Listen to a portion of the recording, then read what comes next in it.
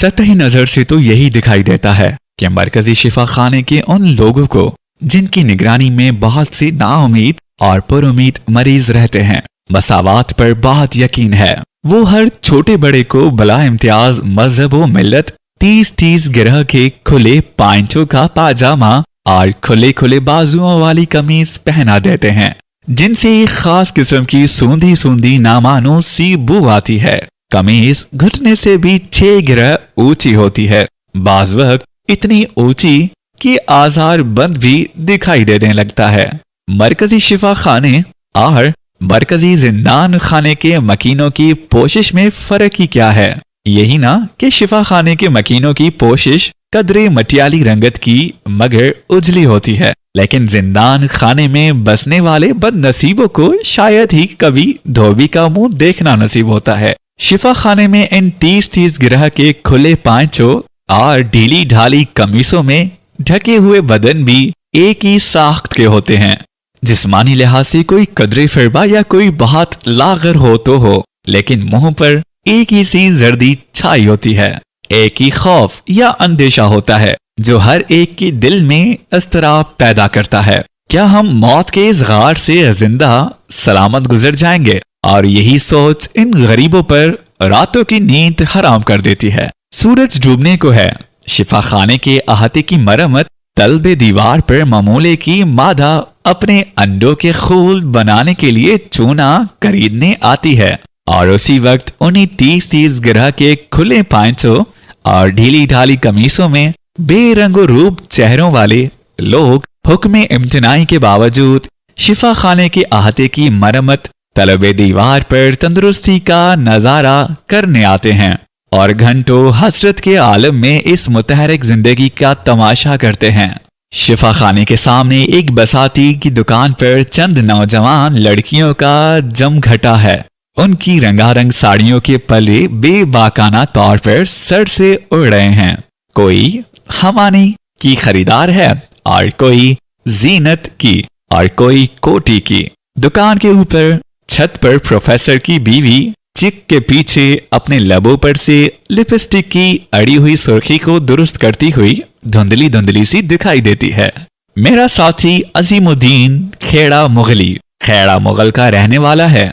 मुगली professor की हसीन बीवी को देखकर एक लम्हे के लिए अपने कार वंकल बल्कि वजूद तक के एहसास से बेनियाज होकर कहता है, क्या उसके लबों पर से सुर्खी उड़ गई थी? देखते नहीं, अभी प्रोफेसर के कमरे से बाहर आ रही है और हुश हुश।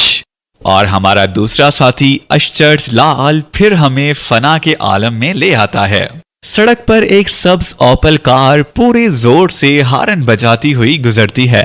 उसमें बैठे हुए 2 बूढ़ों की निगाहें तांगा में जाती हुई दुल्हन की सुर्ख चूड़ियों में पेवस्त हैं और दुल्हन की निगाहें सड़क के किनारे पर पड़े हुए कोड़े करकट के ढेर पर जम रही हैं। चंद एक औबाज छोकरे अपने मखसूस बेपरवानिया अंदाज से टप्पे गाते हुए सिनेमा की तरफ लपके जा रहे हैं और उनसे कुछ हटकर संभल कर चलते हुए एक साधु महात्मा हैं, जिनका एक एक कदम शांति के तजस्सुस में उड़ता है। वो शांति और सुकून जो कहीं नहीं मिलता। शिफा खाने के फाटक पर 2 ख्वांचा वाले गुत्थम गुत्था हो रहे हैं। वो दोनों बेक साथ दरवाजे के ऐन बगल में अपना ख्वांचा रखना चाहते हैं। कमजोर ने पीछे हटकर तनुमंद को एक पत्थर मारा है। अरे ओ बेसब्रो कनात लोगो, सेहत की इस थोड़ी सी खुशी से जो तुम्हें आरियतन दी गई है, क्यों मुस्तफीज नहीं होते? अरे देखते नहीं, हम तुम्हारे भाई कितने हरमान नसीब हैं। हाँ भाई, ये सब तंदुरुस्ती की बातें हैं, अश्चर्ज लाल कहता है। शायद हम भी तंदुरुस्त होकर ऐसा ही करें।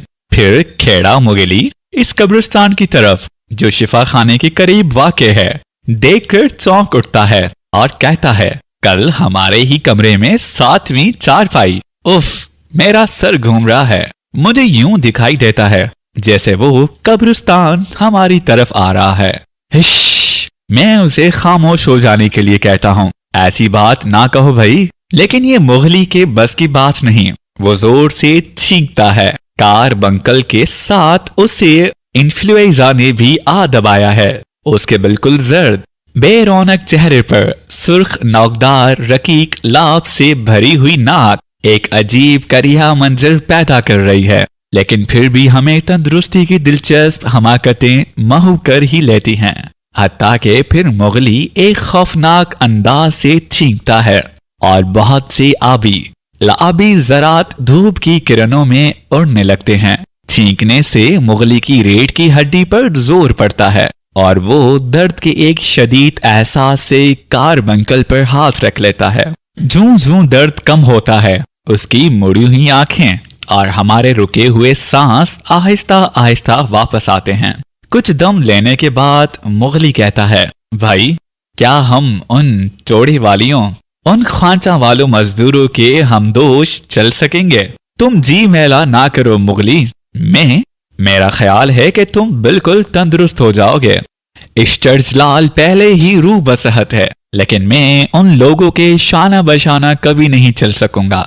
देखते नहीं मेरी टांग को, बिल्कुल गल ही तो गई है। काश मैं इस गदागर के दोष बदोश चल सकूं मुगली।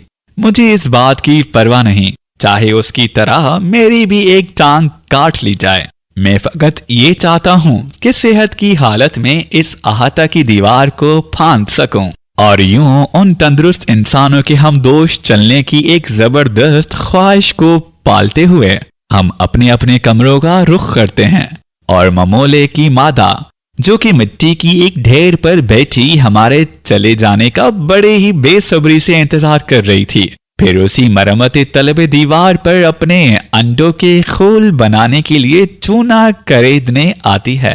जब परिंदा परवाज के लिए पर तोलता है और पंजे का पिछला हिस्सा जमीन पर से उठाकर निश्चित तो परवाज की दरमियानी हालत में होता है, उसे सूरत नहाज कहते हैं। बीमार के लिए सूरत नहाज बैठना मुयूब और बदशगुनों की अलामत गिना जाता है। हाँ, जो इस दुनिया में से एड़ियां उठाकर फिजाए अदम में परवाज करना चाहे, वो बीमार भला खौफसूरत नाहिज बैठे।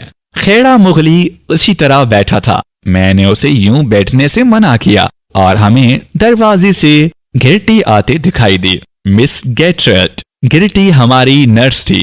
उसका पूरा नाम मिस गिरटो डिबेंस था, मगर हम में से चंद एक दरियाना मरीज उससे इतने मानूस हो गए थे कि उसे उसकी ईसाई नाम से बुलाने से जरा भर भी तामुल नहीं करते थे, और ये छोटी सी रियायत घरटी ने खुद दे रखी थी। वो मुझ पर अमूमन और खेड़ा मुगली पर खुसूसन मेहरबान थी। मुगली की अजट गवारो हरकतें घरटी के लिए बाइज़ तफरी थीं। सुर्ख कंबल को एक तरफ सरकाते हुए वो अक्सर मुगली के पास बैठ जाती और उसके जहलमी तराश के बालों में अपनी खूबसूरत उंगलियां फहरा करती। जितना वो मुगली को प्यार करती, उतना ही उसे वहम हो जाता कि वो सलामती से बईद है। वो कहता, वो महज मेरी दिलजोई के लिए मुझसे प्यार करती है।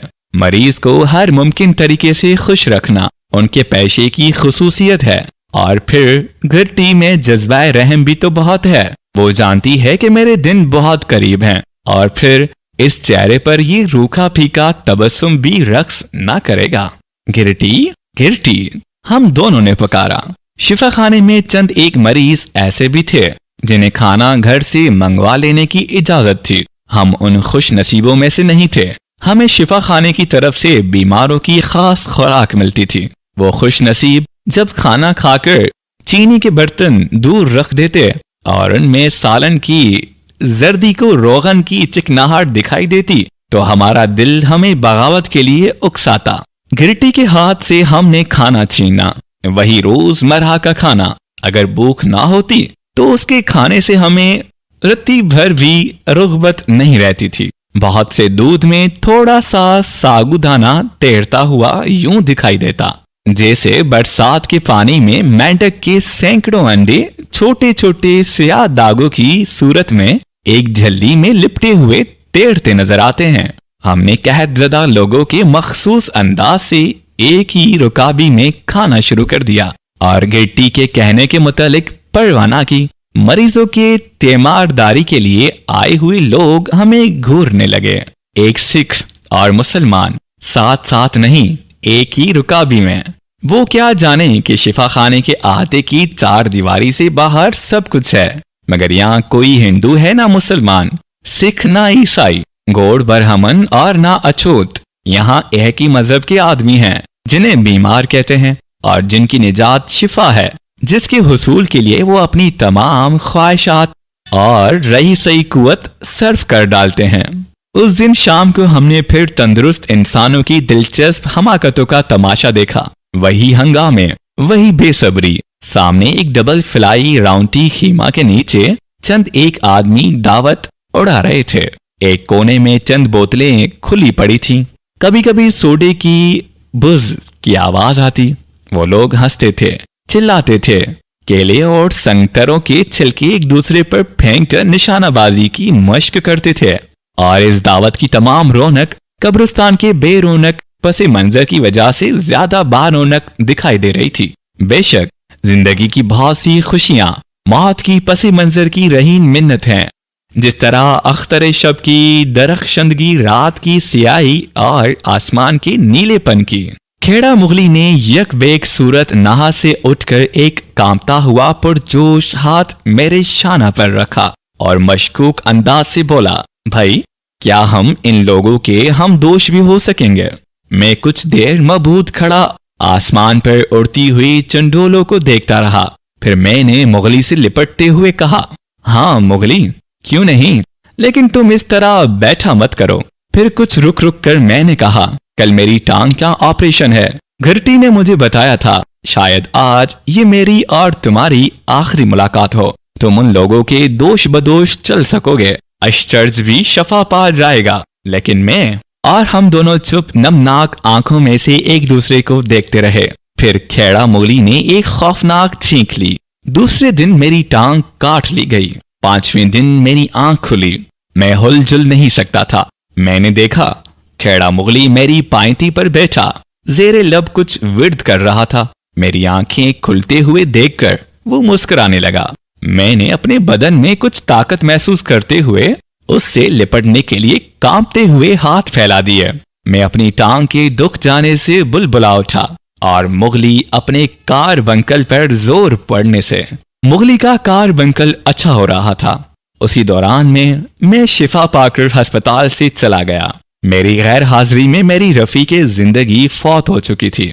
اب ایک شیشم کی سخت سی دوہری لاٹھی میری رفیع کی زندگی بن گئی تھی۔ پہلی اور اس رفیع کی زندگی میں فرق صرف اتنا تھا کہ وہ مجھے اپنی باطنی طبیعت سے نالاں رکھتی اور یہ اپنی خاموشی سے نالاں تر۔ اسی لاٹھی کو بغل میں دبائے میں آہستہ آہستہ کام پر چلا جاتا۔ مجھے اپنی ٹانگ کے کاٹے جانے کا چندہ افسوس نہ تھا۔ میں اس بات پر خوش تھا کہ تندرست تو ہو گیا اور اپنی خواہش کے مطابق شفا خانے کے احاطے کی دیوار سے باہر۔ ایک دفعہ شفا خانے کے پاس میں گزرا تو میری روح تک لرز گئی۔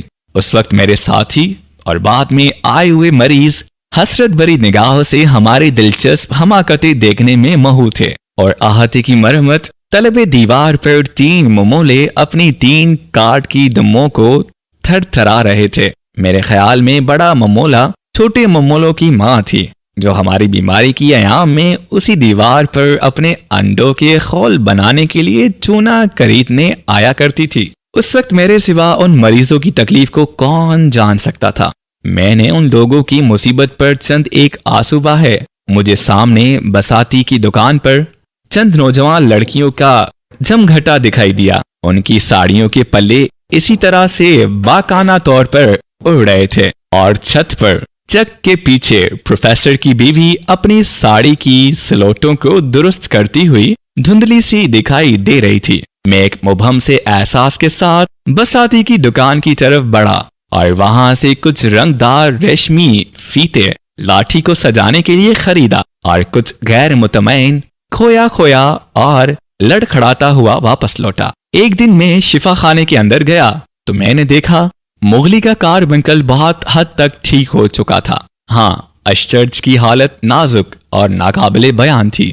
اس کے بعد مجھے اپنے ایک افسر کے ساتھ چند ہفتوں کے لیے باہر جانا پڑا۔ میرے دل میں کئی بار خیال آیا، کھیڑا مغلی مجھے کتنا کوستا ہوگا۔ وہ تو پہلے ہی کہا کرتا تھا کہ انسان خود سکھی ہو کر اپنے گزشتہ دکھ और दूसरों की तकालीफ को आमदन भूल जाया करता है। हर चंद ये बात दुरुस्त थी, मगर बास मजबूरियों की वजह से मुझ पर आयत ना होती थी। वापस आने पर फुर्सत के एक दिन में शिफा खाने गया। गिरटी ने एक रूखी फीकी मुस्कुराहट से मेरा इस्तकबाल किया। मैं डर से सहम गया। उसने मुझे बताया कि अशरज लाल 2 दिन हुए मुकम्मल शिफा पाकर अजमेर चला गया है, मगर गिरटी ने खेड़ा मुगली की बाबत कुछ न कहा। मैं एहतियात से कदम उठाता हुआ जनरल वार्ड की तरफ गया। बरामदे के नीचे शिफा खाने के मुलाजिम चंद एक औरतों और बच्चों को बुलंद आवाज से रोने से मना कर रहे थे। उन औरतों में से एक खेड़ा मुगली की ज़ईफुल अम्र और नीम मुर्दा माँ थी, जो अपने बेटे की दायमी मफारकत के गम में फलक शुगाफ चीखें मार रही थी। फिर उसकी बीवी बच्चे। बरामदे की एक तरफ मुगली मौत की मीठी नींद सो रहा था। उसे यूं देखकर मेरी बगल में से लाठी गिर पड़ी। मैं रो भी ना सका। लोगों ने चुपके से मुगली की मैयत को उठाया, उसे कंधों के बराबर किया और कलमाए शहादत पढ़ते हुए ले चले।